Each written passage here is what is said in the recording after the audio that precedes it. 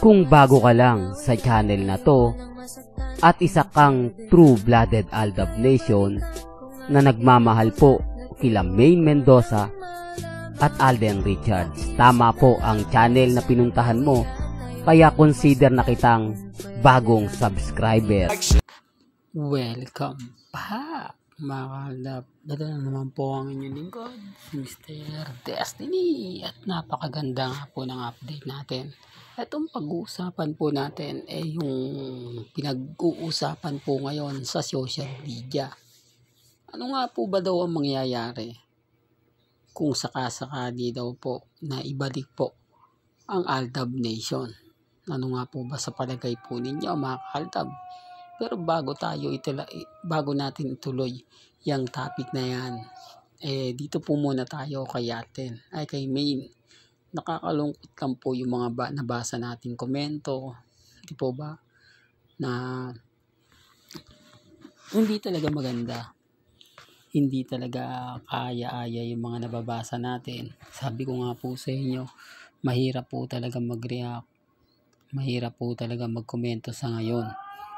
Kasi kahit anong sabihin ko, kahit anong gawin ko, talagang yun at yun pa rin po mga Aldab. Yung iba nga po, mas masasahol pa talaga.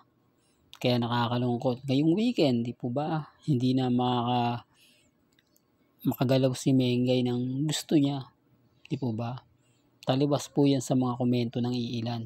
Kaya nga sabi ko sa inyo, lahat po ng mga sinasabi natin, suporta kay Mengay, totoo, wala pong kinalaman si Mengay.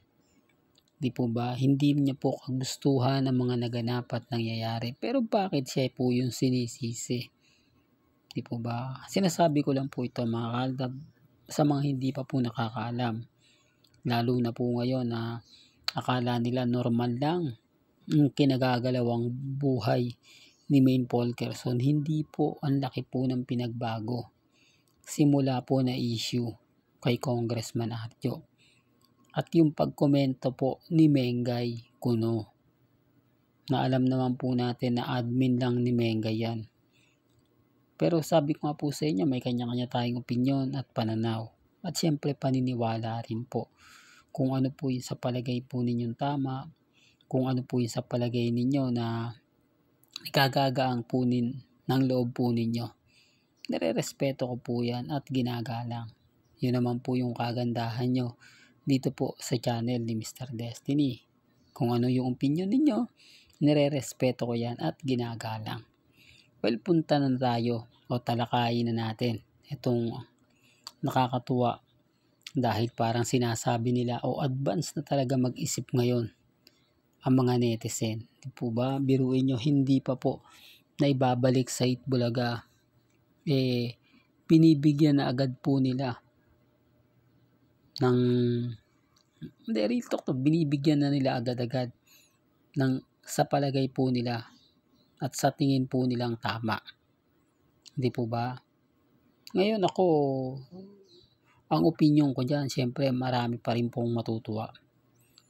Marami pa rin pong tao o Aldab Nation ang maglalabasan. Yung chemistry ng dalawa ay talagang tipo ba, buhay na buhay pa. At yung kilig moments ng dalawa, although sinasabi ng iba na hindi na raw sila kikiligin, wala na nga po raw kilig ang magaganap dahil hindi na po raw sila ganito ganyan, po ba? Hati kasi nga po yung opinion ng ilan Sinasabi ko lang mga Aldab para syempre maging patas. Sasabihin kasi nila, hindi mo naman sinasabi yung mga komento namin, Mr. Destiny. Kumbaga halata kang bias, di po ba? Hati po talaga kasi. Ang kagandahan lang po nito mga Aldab, dito natin masusubukan.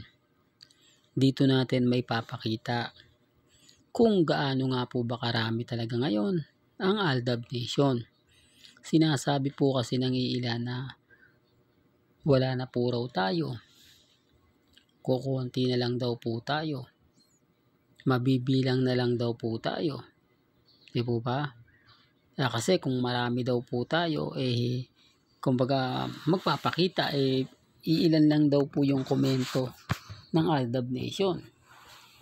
Ito yung sagot ko dyan mga kaaldab. Nagte-trending nga po kami. Kung ang Twitter lang po o ang X lang po ang pag-uusapan natin para may mapatunayan kami, yun pa rin po.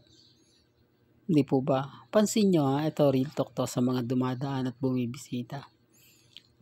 Sa Facebook, sa Reels, lamang na lamang ang aldab. Mas maraming views, mas maraming content kapag aldab ang pinag-uusapan. Kumbaga buhay na buhay yung channel kung sino man po yung nag-upload pagdating kina Alden at kay Main. Nakakakuha siya ng maraming views, maraming like, at tumataas po yung engagement niya sa Facebook. Hindi po ba? Hindi rin talk to mga kaaldab. Respeto na lang po sa mga ayaw pong maniwala. Ulitin ko, hindi po ako namimilit. At pagdating naman po sa TikTok, hindi naman po ulitin kami nawawala. O baka sabihin nyo, syempre Mr. Destiny, kung ano yung pinapost nila sa TikTok, pinapost din nila yan sa Facebook, kung ano pinapost nila sa Facebook, yun din naman pinapost nila sa TikTok. Well, magkaiba po. Iba naman po yung makikita ninyo sa mga ginagawan lang. Madali lang naman po kasi makita, di po ba, may mga logo pa po yun. Na yung iba hindi na natatanggal. Yung iba naman pagka nakita sa TikTok, i-download na lang, tapos lalagyan ng mga konting caption. Makikita nyo naman doon. Mababasa nyo naman kung saan nga po ba talaga siya unang nagmula bago po siya in-upload sa Facebook. Yan naman po yung isa di po ba? Kaya sabi ko sa inyo, dito magkakaalaman na. Dito mapapatunayan na po natin. Kasi kung sabi-sabi lang yung pinapaliwanag ko, wala. Hindi po ba? Mababash lang po ng gusto si Mr. Destiny kasi hindi naman po sila naniniwala. Sabi nga daw nila, what to see is what to believe. Hindi po ba? Ang problema mga kaaldab, ano nga naman yung papakita mo? Di po ba? Pero dito, mararamdaman nila. Di po ba? Mararamdaman nila yung spark ng Aldab Nation. Malamang dyan sa studio ng TV5, kung sakasakali, baka dumugi na ng tao yan. Di po ba? Yung tipong maaga aalis ka para lang makapila, para lang makapanood ng 8 Bulaga. Baka siguro itong araw na to kukuha ka na ng schedule. Hindi po ba? Para lang malinaw, para lang po sa kalaman ng lahat. Sabi ko nga po sa inyo, dito po sa channel ni Mr. Destiny, mas marami po kayong maiintindihan, mas marami po kayong mauunawaan. Yan ang isa sa rason kung bakit po ko kampante. Kasi alam ko po yung buong istorya at buong kwento. Hindi po ba? Real talk mga kaaldab. Kaya sa mga bitter po sa akin, sa mga naiinis po sa akin, lalong-lalo na po sa mga taong hindi gusto yung ina-update ko, wala namang pong pilitan. Di po ba? Kung ayaw nyo, okay lang. Di po ba? Kung boses palaka daw ako, kung ano-ano daw yung mga ina-update ko, wala naman. Hindi po ako professional na vlogger. Isa lang po akong Aldab lovers na kung saan nga po hanggang ngayon naniniwala po ako at sumusuporta po sa mga mami, sa mga senyor na hanggang ngayon din po nagmamahal po kay Main. Di po ba? At siyempre kay Alden Richards. Kaya nga po maraming kwento ang naglalabasan patungkol sa dalawa. Abay ako, agad-agad naman po tayong kumbaga nakakakuha. Kaya kung gusto niyo lang naman ng update, siyempre dito lang kayo kay Mr. Destiny. Kayo na rin po makapagsasabi na stick lang tayo kina Alden at kay Main. Hindi naman po nagbago ang channel natin at wala naman pong pagbabago. Yun at yun pa rin po mga kaaldab. Well, hanggang dito na lang po ang ating latest updates. Kaya kung gusto nyo pa po ng pinaka-latest at sariwang update, abay lagi lang po kayong tututo dito po sa channel ni Mr. Destiny. para updated po kayo sa mga bago at sa mga latest na i-upload po natin maya-maya lang. Hanggang sa muli, salamat po sa panonood at pakikinig.